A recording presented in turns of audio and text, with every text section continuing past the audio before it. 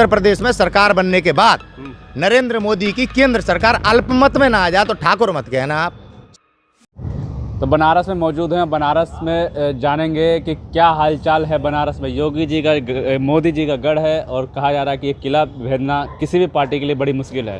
तो हमारे साथ जैसे कहा जाता है राजपूत जो हैं वो ज़्यादातर जो है योगी जी के साथ है। तो हमारे साथ राजपूत ही एक हैं, इनसे ही बात करेंगे। आगरा के हैं, यूपी के भी हैं। तो क्या लगता है, पहले तो राजपूत वाली जातिवाद जो है योगी जी का, क्या कहेंगे? ये दुर्भाग्य है देश का कि एक संत है अपनी जाति बता रहा है। या तो आप संत हैं या फिर आप ठाकुर हैं, दो में से एक चीज होती है। संत और हाँ, धर्म के साथ खिलवाड़। सन्यासी की ना कोई जात होती है ना कोई धर्म होता है, ठीक है ना। तो ये एक राजनीति कर रहे हैं, भगवा धारण करके देश की जनता को गुमराह कर रहे हैं, हिंदुत्व के नाम पे, धर्म के नाम पे नफरत फैला रहे हैं। आज ये देश जान चुका है।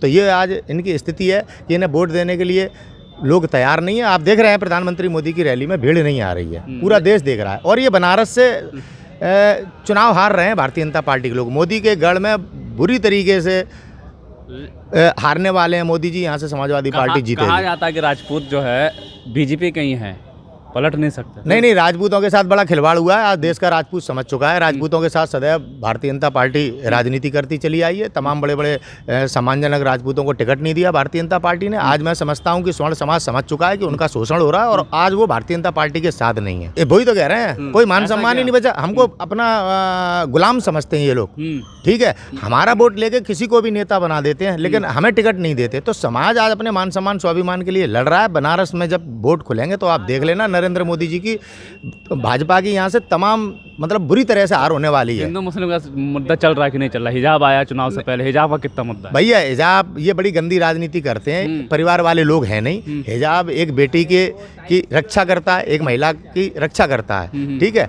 आज कल हमारे घूंघट पे करने लगेंगे कुछ राजनीति, मंगलसूत्र पे करने लगेंगे। पे तो बोले थे एक बार, वही तो कह रहे हैं। तो ये कितनी मतलब गंदी राजनीति है। आज जनता समझ चुकी है, बहन बेटियां समझ चुकी हैं। कुछ लोग हैं इनके जो प्रचार के माध्यम से, जैसे टीवी है आजकल, बड़े बड़े एंकर दलाल बने हुए हैं, वो भारतीय जनता पार्टी का प्रचार करते हैं। लेकिन वाल्मीकि समाज की बेटी को जला दिया गया, कैसे उसको एक कप्तान के द्वारा जलाया जाता है। हाथरस की बात कर रहे हैं, हाथरस की, मनीषा वाल्मीकि की। आप उस पर लेकिन कोई चर्चा नहीं करते, ना डीएनए होता है। तो ये समझने की जरूरत है, आज बहन बेटियों को अपने मान सम्मान स्वाभिमान के लिए लड़ना है। बुर्का भी एक बेटी के का वो संरक्षण करता है। काम तो नहीं कर रहा। नहीं, आज ये लोग एक्सपोज हो चुके हैं। BJP is the expose.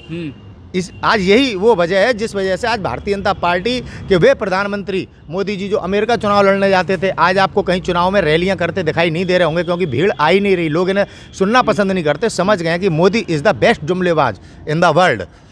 Best जुमलेबाज? यस। आप गूगल पे चेक कर लीजिए, किसी के भी मुंह से चुन लीजिए। गांव में बच्चा उन्हीं के गढ़ में खड़े हैं। अरे उन्हीं का, किसी के बाप का गढ़ है क्या? ये बनारस है, बनारस है, ये मोदी जी का नहीं है। आई समझ में? ये उत्तर प्रदेश है, ये गुजरात नहीं है कि यहाँ पे तुम नागरिकों का शोषण कर लोगे। गंगा माई के बेटे हैं यहाँ के। ये किसी के बेटे नहीं है। गंगा माँ के कैसे बेटे बन जाएंगे जब यहाँ पे एक परम संत गंगा सफाई के लिए 30 दिनों तक भूखा रहा। कोई भारतीय जनता पार्टी का नेता उनको जूस पिलाने नहीं आ सका और उन्होंने अपने प्राण त्याग दिए। आज बनारस की जनता को अपने उस संत के साथ न्याय करना है, क्योंकि हम भी हिंदू ही हैं, हम हिंदू दलाल नहीं हैं। जैसे ये भारतीय जनता पार्टी के नेता हिंदुत्व के नाम पर जिन्होंने देश लूट लिया, आज पूरा भारत समझ चुका है इनको। यही तभी आज ये परिस्थितियां हैं कि आज टीवी पे बैठ के बोलते हैं, मन की बात करते हैं, लेकिन जनता के सामने आने से डर रहे हैं।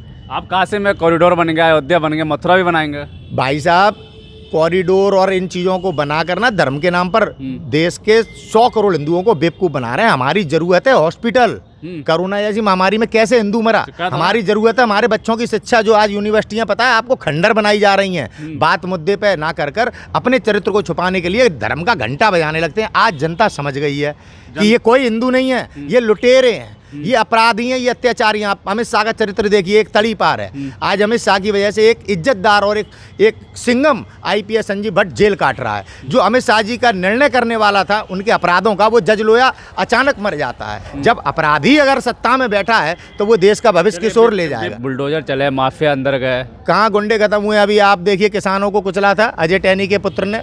4 किसान और चार आपके मीडिया वाले। वो गुंडा है नहीं है, हत्यारा है नहीं है, SIT ने माना नहीं माना, सोच समझ के हुआ। वो जमानत पे, तो अपराध पे अंकुश लग रहा है। एक इज्जतदार आदमी को एक इज्जतदार आदमी को झूठे मुकदमे में फंसा के, जैसे डॉक्टर काफिल, जैसे विनोद दुआ जी के खिलाफ मुकदमा लिखा गया, जैसे रवीश कुमार को प्रताड़ित किया जा रहा है। आप एक आम आदमी की आवाज को दबाने को कानून राज कहते हैं। देश का किसान जब अपने हक के लिए लड़ रहा था, मोदी ने कहा था कि आप हमारी आय 2 गुना करेंगे 2022 तक किसानों की। जब किसान मोदी से हिसाब लेने के लिए पहुंचा तो हम किसानों को आतंकवादी कहकर देश के किसानों को बांटने का काम किया। आज जब पूर्वांचल का किसान बता रहा है कि हम किसान हैं वोट के माध्यम से, क्योंकि किसान के पास एक ही ताकत है भाई साहब, उसका वोट। किसान को कहाँ जा रहा है किसान इस बार? किसान का वोट पूरा मोदी के खिलाफ जा रहा है। चाहे जहां जाएगा मोदी को नहीं मिलेगा, नहीं मिलेगा, योगी जी को नहीं मिलेगा, नहीं बनाएंगे गुंडा नहीं मिलेगा। किसान आतंकवादी है, खालिस्तानी किसान जवाब वोट से देगा। किसान की ताकत वोट है, वोट। योगी ये भी कहते हैं कि 10 तारीख के बाद लाल पीले हरे झंडे सब बिल में घुस जाएंगे। ये डरा रहे हैं, खुद को संत कहते हैं।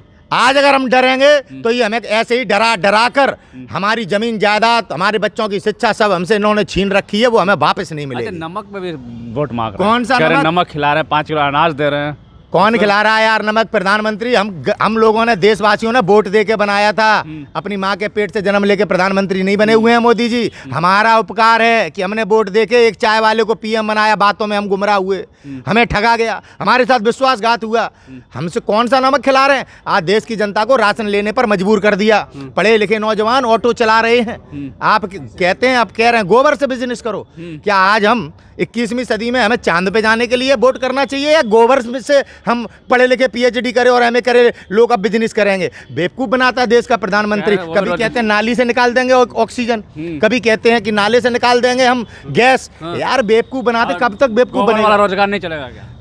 गोबर वाला रोजगार चलेगा? हम बात करते हैं चांद पे जाने की, अब गोबर से रोजगार करेंगे क्या? है ना, आत्मनिर्भर बनाते हैं हम। जिस तरह से पूरी दुनिया में मोदी ने इस देश का मजाक उड़ाया है ना, उत्तर प्रदेश जवाब देगा। 10 तारीख को देखना आप, 10 तारीख को देखना। अगर इनकी 70 सीटें निकले हैं तो बहुत बड़ी बात समझना। 70 सीटें खिलाएंगे, 350 सीट। अरे जो कुछ भी कहते हैं यार, जुमलेबाज है। 15 लाख दे रहे थे, 15 लाख दे रहे थे। 12वीं के बाद इंटर के बाद 12वीं, पता नहीं कौन कौन से तरीके के बयान खुद गृह मंत्री दे रहा है। आप समझो जो कुछ भी कहते हैं, इनका मानसिक संतुलन बिगड़ चुका है, बिगड़ चुका है। लगता नहीं वापसी करेगी क्या बीजेपी? वापसी उत्तर प्रदेश में सरकार बनने के बाद नरेंद्र मोदी की केंद्र सरकार अल्पमत में ना आ जाए तो ठाकुर मत कहना आप। 6 महीने के अंदर नज़ारा देख लेना। ये नितिन प्रताप सिंह सेंगर आपके वीडियो के माध्यम से कह रहा है, इस बात को नोटिस करके रखे। काशी कॉरिडोर घूम के भारतीय जनता पार्टी की उत्तर प्रदेश की बहुमत की सरकार बनने के बाद आपकी केंद्र सरकार अल्पमत में मिलेगी। ये उत्तर प्रदेश है, ये भारत है, ये ना तो जर्मनी है जो यहाँ पे हिटलर पैदा हो जाएगा। ठीक है, कॉरिडोर ने घूम गए क्या? कॉरिडोर घूम के क्या करें? मंदिर में दर्शन के पैसे लगने लग गए हैं। दलाली इस तरह से बढ़ गई है। आपने कभी देखा गुरुद्वारे में पैसे लगते हो दर्शन के? आपने कभी मस्जिद में देखा कि आपको इबादत करने जाना है तो वहाँ पैसा देना है? लेकिन हमारे यहाँ पे अगर आप काशी में जाएंगे दर्शन करने तो दलाली देने पड़ेगी। ये है हिंदुत्व क्या है? इस इतने निचले स्तर पर गिर आई है राजनीति के कारण। आज हमारे देश में कुछ मानसिक लोग केवल पदों के स्वार्थ में इस तरह से, आज हमें इन चीज़ों के खिलाफ लड़ना है और हम लड़ रहे हैं। नौजवान लड़ रहा है, एक मत होकर लड़ रहे हैं हम। बिल्कुल साफ तौर पर जब बातचीत करी तो साफ तौर पर बात यही मुद्दा खुल कर आ रहा है। कैसे, जैसे कि मैं यूपी में घूम रहा हूँ, तो हिंदू मुस्लिम का जो मुद्दा है वो अब काम नहीं कर रहा है। जनता, युवा हो चाहे बुजुर्ग हो चाहे उत्तर प्रदेश की महिलाएं हों, वोट कर रही हैं महंगाई पे, महिलाएं रोजगार पे, युवा, और इन सब को मिलाकर जो है बुजुर्ग भी, सब लोग मतलब महंगाई, युवा, बेरोजगारी पे ही, और ख़ासकर किसानों की बात करें तो आवारा पशु, जो आवारा पशु भी एक बड़ा मुद्दा है। इन सब पर मुद्दे पर वोट कर रहे हैं और साफ तौर पर जनता ये कह रही है कि सरकार परिवर्तन होगी, लेकिन परिवर्तन होगा या नहीं होगा यह तो आने वाला वक्त बताएगा। 350 सीटों के साथ अखिलेश यादव जी सरकार बनाने जा रहे हैं। 10 मार्च को अखिलेश आ रहे हैं। अखिलेश आ रहे हैं। चलिए ठीक है, देखते हैं कि कौन आ रहा है, ये तो आने वाला वक्त ही बताएगा।